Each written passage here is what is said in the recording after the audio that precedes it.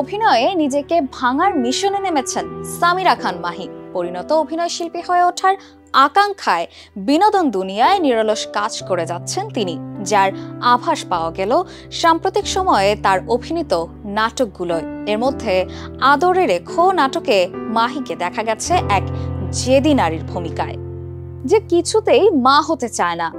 এ নিয়ে স্বামীর সঙ্গে বিয়ে বিচ্ছেদও আপত্তি নেই তার। এরপরও ঘটনাচক্রে অন্তঃসত্ত্বা হয়ে পড়েন, যার সূত্র ধরেই ঘটতে থাকে নানা ঘটনা।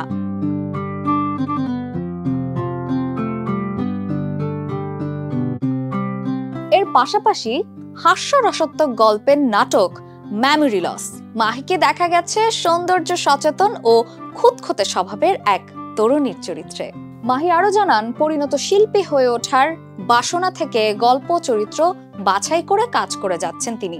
চেষ্টা করে যাচ্ছেন প্রতিনিয়ত নিজেকে নতুন রূপে পর্দায় তুলে ধরার।